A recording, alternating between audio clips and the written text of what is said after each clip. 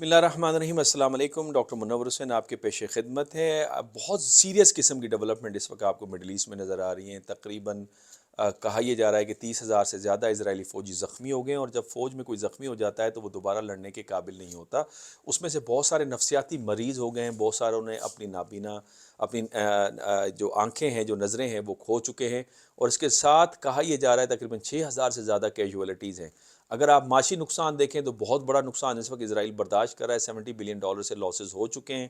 کہا یہ جا رہا ہے 6.5% جو اسرائیلی اکانومی ہے اس کو ڈیفیسٹ کا سامنا ہے۔ یہ اسرائیل کی تاریخ میں پہلی مرتبہ اتنا بڑا خسارہ ان کو فیس کرنا پڑ رہا ہے۔ نہ 67 کی وار میں انہوں نے فیس کیا، نہ 73 کی وار میں انہوں نے فیس کیا۔ اس کے علاوہ پولیٹیکلی آئسولیٹڈ ہے دنیا کے اندر، کوئی ملک اس کو سوائے امریکہ کے سپورٹ کرنے کو تیار نظر نہیں آتا۔ اور پھر ود ان اسرائیل آپ کو ایک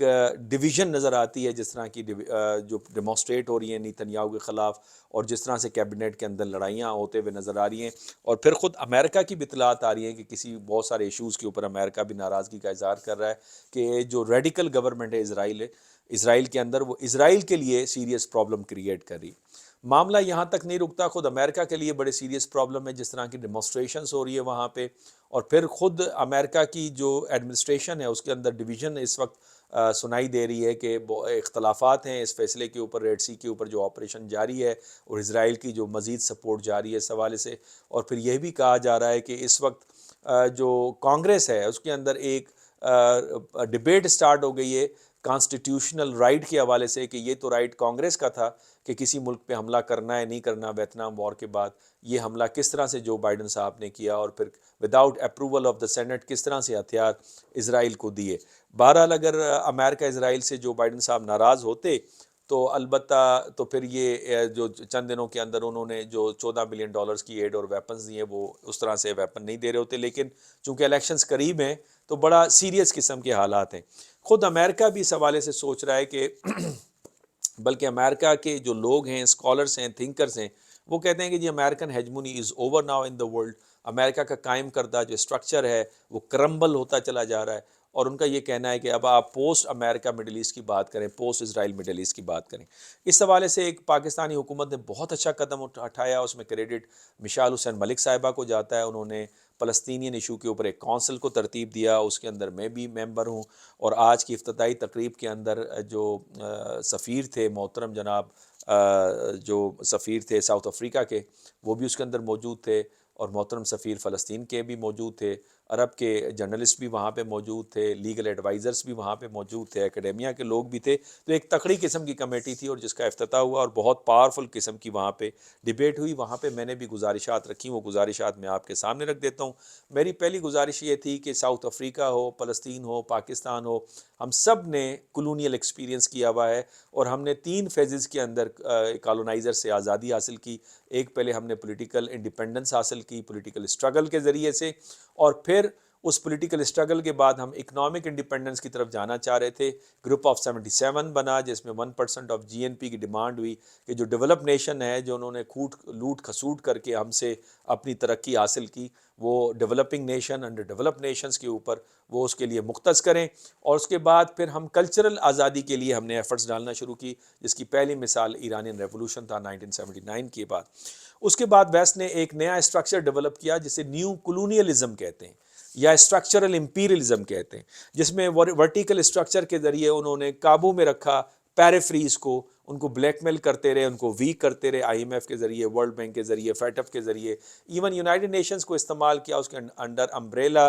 پیس کیپنگ مشن کے تحت۔ افریقہ میں جو ہیرے کی کانیں تھیں، سونے کی کانیں تھیں، ان سے لوٹ کھسوٹ ہوتی رہی۔ اس کے نتیجے میں جو آخر بہت سارے کانفلکٹ چلتے رہے، اور پھر ہم نے دیکھا کہ new centres of powers emerge کرنا شروع ہوئے، اور اس میں جو امریکہ کی جو انرجی تھی، طاقت تھی، پاور تھی، وہ ایگزاسٹ کر کے وار آن ٹیرر کے اندر کبھی افغانستان پہ حملہ ہو رہا ہے، کبھی عراق پہ ہو رہا ہے، کبھی لیبیا پہ، کبھی سیریا پہ، تو پبلک اوپینین امریکہ کے خلاف ہوتی چلی گئی۔ اور پھر نیوز جو ملٹی لیٹرل آرگنائزیشنز ہیں، انٹر گورنمنٹل آرگنائزیشن ہے، وہ وجود میں آ گئے، جس میں برکس بھی ہے، ایس سی او بھی ہے، G20 بھی ہے، اور پھر پہلے ہی ریجنل آرگنائزیشنز تھی جیسے آسیان اور یورپین یونین اور عرب لیگ اور OIC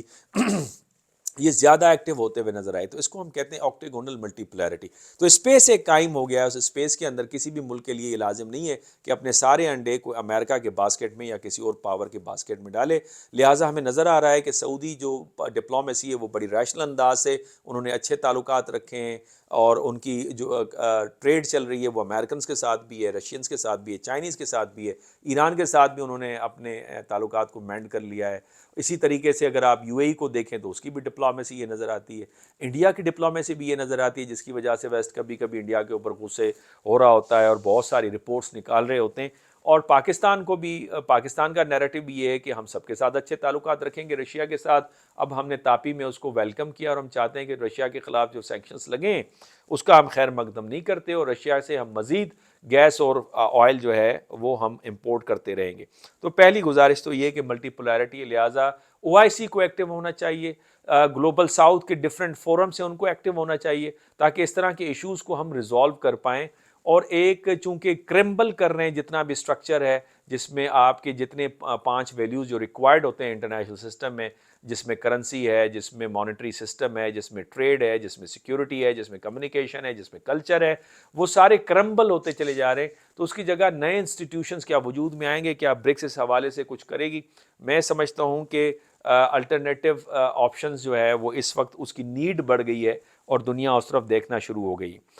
میری تیسری گزارش یہ تھی کہ جب انڈیویجولی ساری ریاستیں بہت اچھا پرفارم کر رہے ہیں، جیسے انڈیا اچھا پرفارم کر رہا ہے، سعودی عرب کا میں نے نام لیا، یو اے کا نام لیا، تو وہ گلوبل ساؤتھ کے فورمز پہ کیوں نہیں مل کے اچھا کام کر سکتے؟ اسی طریقے سے پاکستان او آئی سی کے فورم پہ کیوں نہیں اس کو ایکٹیویٹ کر سکتے، تاکہ اس طرح کے ایشوز کو جو ہے وہ آپ ریزالو کریں۔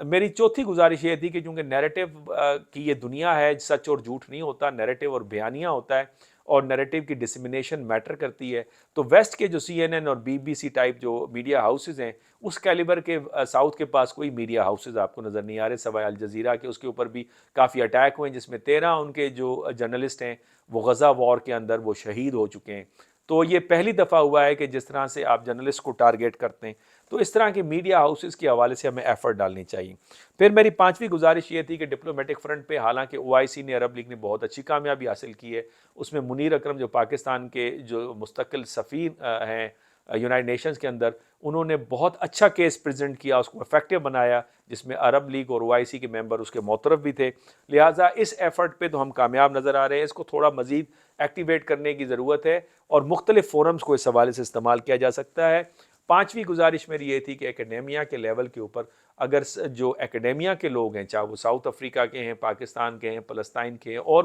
مسلم ممالک کے ہیں، وہ سب مل کر اس کے اوپر اپنی ریسرچ رائٹنگ کو ڈیولپ کریں تاکہ کامیابی حاصل ہو۔ امریکہ کے اندر جو کانسٹیٹیوشنل ڈیبیٹ چل رہی ہے کہ without approval of the Congress, Joe Biden صاحب نے کس طرح سے اٹیک کیا یمن کے اوپر، کس طرح سے ہتھیار بھیجے اسرائیل کو، اس حوالے سے خود امریکن پبلک اوپینین کو دیکھیں، جس کو میں اکثر کوٹ کرتا ہوں، جو سرویز آ رہے ہیں اس میں especially American youth because of the TikTok ان کا مائنڈ سیٹ تبدیل ہو گیا، اور وہ چاہتے ہیں کہ اسرائیل کو ختم کر کے وہ فلسطینینز کو آپ ہینڈ اوور کر دیں۔ اس حوالے سے یہ بھی سجیشنز آئیں وہاں پہ کہ جو کشمیری پاکستان ہے، یہ دس از ویری امپورٹنٹ پوائنٹ، کہ جو کشمیری ہیں انہوں نے 20 ایمبولینسز ڈونیٹ کی ہیں فلسطینینز کو۔ پاکستان بہت سارے اسکالرشپس دیتا ہے، اس کی ڈیمانڈ آئی کہ آپ مزید اس کو بڑھائیں، ہم area city centre Quaid Azam university کے لیول پہ کیا کر سکتے ہیں، اس کو میں اپنے سپیریئرز کے ساتھ بیٹھ کر ڈسکس کروں گا، ہم بھی کوشش کریں گے کہ یہ بہتر ہو۔ اس کے علاوہ ساؤتھ افریقہ کے سفیر سے پوچھا گیا کہ آئی سی جے کے اندر آپ نے ایک کیس داخل کیا، اگر یہ ناکام ہوتا ہے تو پھر آپ کا کیا ایکشن ہوگا؟ تو ان کا جواب تھا کہ ہم تاریخ کے صحیح موڑ، صحیح راستے کے اوپر کھڑے ہیں، ہم ہارتے ہیں یا جیتتے ہیں لیکن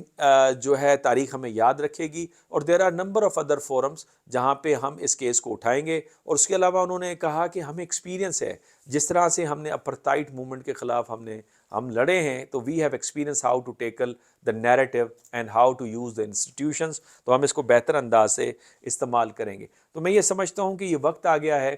گلوبل ساؤتھ کے لیے، اور یہ چونکہ ایشین سنچری ہے، کہ اس طرح کے ایشوز کو ریزالو کریں۔ اگر 2.3 ملین